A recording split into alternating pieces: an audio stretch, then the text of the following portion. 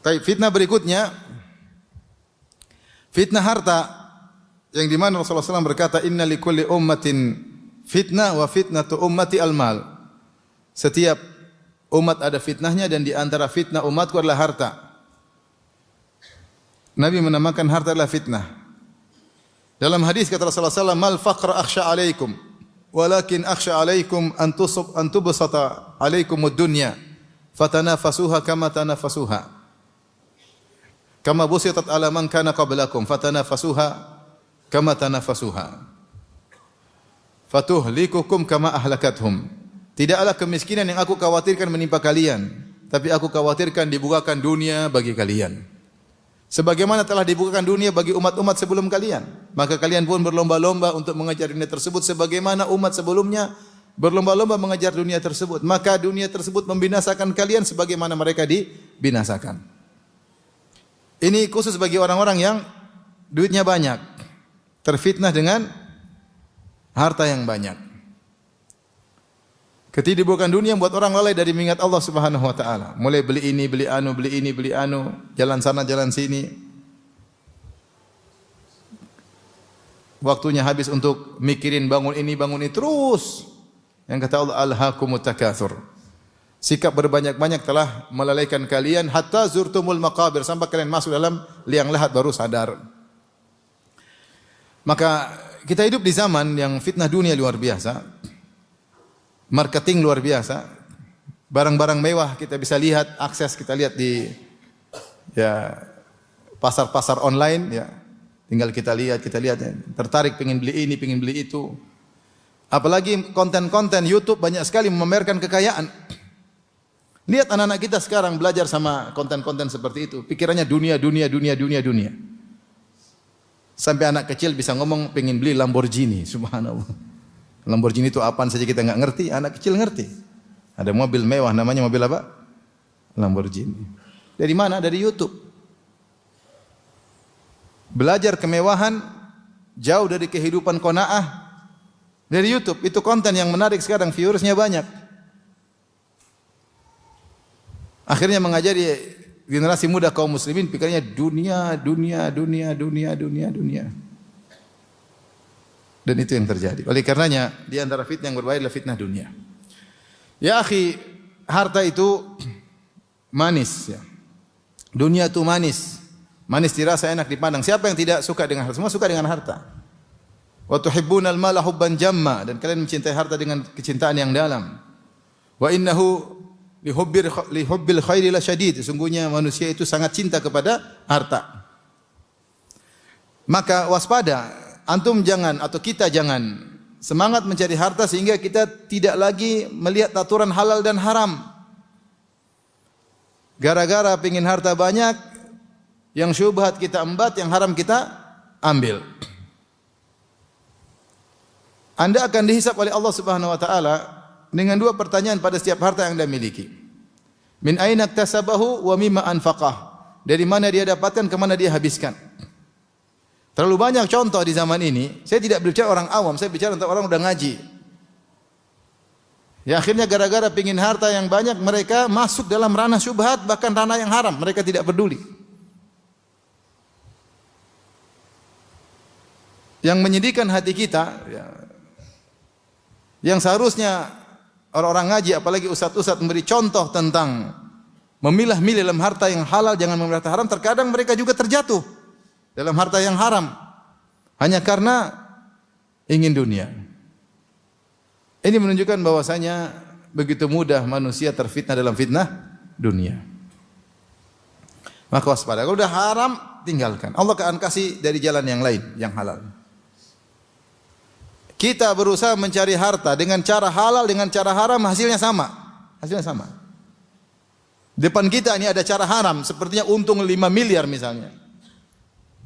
Ada cara halal, untungnya misalnya cuma 100 juta. Ambil yang halal. Kau ambil 5 miliar, kelihatannya depannya 5 miliar, tapi ternyata untungnya ujungnya nanti sama. Ujungnya nanti sama. Dengan cara halal sedikit-sedikit Allah kasih berkah, mungkin agak lama, ini lama-lama habis. Atau tidak berkah, dibuat yang tidak-tidak. Ujungnya sama. Yakin dengan hal itu. Mau cara halal haram ujungnya sama. Makanya disebut ada suatu riwayat meskipun tidak ada Tidak ada sanad yang sahih, cuma sekedar ilustrasi disebutkan bahwasanya Ali bin Abi Thalib radhiyallahu anhu ketika dia ingin masuk di masjid atau suatu pasar, kemudian dia menitipkan pelananya pada seseorang. Kemudian ternyata orang tersebut bawa lari pelana Ali bin Abi Thalib, dia bawa lari. Ketika Ali balik, subhanallah, pelananya tidak ada. Maka dia suruh orang lain, tolong belikan pelana saya di pasar. Maka ada yang beli pelana untuk Ali karena pelananya hilang. Dia beli dengan 2 dinar. Kemudian pelananya dibawa kepada Ali. Kata Ali, subhanallah, ini pelana saya. Saya tadi sudah berniat kasih orang itu 2 dinar sebagai upah karena dia menjaga pelanaku. Tapi dia tidak mau ambil dengan cara yang halal. Ternyata dia bawa lari, dia jual dengan cara haram. Dapatnya juga berapa? 2 dinar. Ini riwayat tidak secara sanad bermasalah. Cuma saya ini ilustrasi sederhana. Antum itu mau ambil cara halal haram, hasilnya sama saja, percaya saja. Kelihatannya banyak di depan mata, nanti ujungnya juga habis. Bahkan tidak berkah. Dan hisapnya panjang. Hisapnya panjang. Ya akhi, kita yang halal saja dihisap kita udah bingung jawabnya. Yang halal saja sudah sibuk untuk bingung untuk jawab. Ya gimana yang haram? Bukankah Rasulullah SAW kabarkan bahwasanya inna fuqara ummati yadkhulunal jannah qabla al-aghniya bi 500 am. Bahwasanya orang-orang miskin dari umatku masuk surga sebelum orang kaya 500 tahun sebelum orang kaya masuk surga. Semuanya masuk surga, tapi yang miskin 500 tahun lebih dulu, yang kaya nunggu 500 tahun. Kenapa dia nunggu 500 tahun? Dalam sebagian riwayat 100 tahun, dalam riwayat mungkin 80 tahun, 40 tahun. Karena semakin banyak hartanya, semakin banyak apa? Hisapnya. Ini halal, dia masuk surga. Ini pun hisapnya susah. Bayangkan untuk menghisap hartanya lebih panjang daripada umurnya. Dia hidup di dunia cuma 60-70 tahun. Untuk menghisap hartanya 500 tahun. Kita ini kalau punya harta banyak, hisapnya susah, itu pun halal. Ya. Punya rumah berapa, punya mobil berapa, punya HP berapa, punya motor berapa, hisapnya udah panjang. Enggak gampang. Apalagi kalau dengan cara yang haram. Maka yakin, jangan terfitnah dengan dunia. Kalau haram tinggalkan, Allah kasih yang halal. Akan datang. Tinggalkan sesuatu yang haram, Allah akan ganti yang datang. Saya punya kawan, dia kontraktor, cerita sama saya.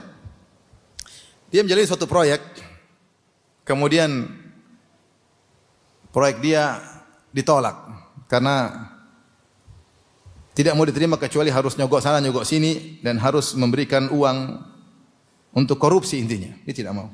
Dia bilang sudah, saya tinggalkan. Dia tidak mau ambil. Proyek ini 1 triliun lebih. Bukan proyek esek-esek ya. Proyek kalau nggak salah 1 triliun lebih. Dia tinggalin. Subhanallah, akhirnya mereka datangkan kontraktor lain. Kontraktor lain ngerjakan, tidak mampu mengerjakan.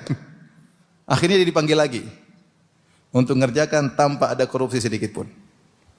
Kalau Allah ingin kasih harta, ada saja jalannya. Ya. Dan itu butuh keyakinan. Makanya antum-antum yang sudah terfitnah dengan dunia, atau kita-kita yang sudah terfitnah dunia, yang cara yang haram, tinggalkan. Bismillah. Fitnah dunia luar biasa. Fitnah dunia luar biasa. Yang Rasulullah takutkan bukan kemiskinan. Kalau miskin orang masih bisa bersabar, fitnah dunia bahaya. Cara meraihnya dengan cara yang haram, menghabiskannya juga dengan cara yang tidak benar, foya-foya, beli sana beli sini, bangga-banggaan, apalagi sekarang sudah fitnah branded barang-barang apa? Branded. Seorang bangga pakai jam mahal, pakai tas mahal ya. Bangga ya. Dan ini berbahaya sehingga akhirnya orang-orang kaya terjerumus dalam israf, berlebih-lebihan yang dilarang. Apa itu israf? Kaidahnya mudah. Israf adalah mengeluarkan harta yang banyak untuk manfaat yang sedikit. Sebagaimana dinukil oleh Ibnu Hajar dalam Fathul Bari. Mengeluarkan harta yang banyak untuk manfaat yang sedikit. Kalau harta banyak dikeluarkan manfaat banyak enggak ada masalah. Beli mobil besar, kenapa? Anak banyak. Enggak apa-apa. Nyaman untuk perjalanan jauh, oke, enggak ada masalah. Beli tas harganya 1 miliar. Ibu-ibu ini 1 miliar. Saya dulu pertama dibilang ada tas ratusan juta, saya tidak percaya. Ada tas gitu. Bahlul beli tas kayak gitu. Karena saya pernah ditanya dulu, entah mungkin belasan tahun lalu. Saya ngisi di Cibubur, ada yang tanya, Ustadz, saya alhamdulillah sudah bayar zakat. Saya sudah bantu sana, bantu sini, sudah silaturahmi, sudah bantu orang miskin. Boleh enggak saya beli tas 600 juta? Saya kaget juga ada tas 600 juta. Bahlul banget beli tas segitu. Ternyata waktu qadarullah saya pergi ke Paris, ternyata dikabarkan tas harga sampai miliar-miliar. Dan banyak orang bahlul yang ngantri beli di situ. Saya jalan-jalan, saya lihat ada jual jam di Paris. Jam saya hitung-hitung euro. Ini harga Innova ini, jam bahlul banget. Tapi ternyata yang lebih mahal dari itu juga banyak. Kalau sudah pakai jam mahal, nanti ngomongnya selalu begini. Mana? Dikit-dikit gini. Kalau dua perlu begini dua-duanya. Hidup dalam halusinasi. Sampai orang yang halu dalam hidup ini, dia nekat beli yang KW supaya diakui, iya enggak? Sebagian ibu-ibu beli tas KW supaya diakui seakan-akan dia orang kaya, padahal itu KW. KW 7, KW 3. Untuk mengetahui KW atau asli, lihat aja kalau hujan, kalau KW digunakan jadi payung. Kalau asli disimpan, wis. Jadi intinya ikhwan dan akhwat yang Allah Subhanahu wa taala, fitnah dunia berbahaya. Maka antum-antum yang qadarullah hartanya biasa-biasa saja, ya syukuri yang ada ya. Qanaah. Antum terfitnah dari banyak fitnah dunia. Antum tidak tahu di sana ada orang-orang terfitnah dengan dunia, harta kebanyakan. Bingung mereka apakan sehingga mereka habiskan yang tidak-tidak. Ya seharusnya kalau kaya gunakan harta tersebut untuk akhirat, ya, untuk akhirat. Jika tidak hanya memperberat hisab di akhirat kelak.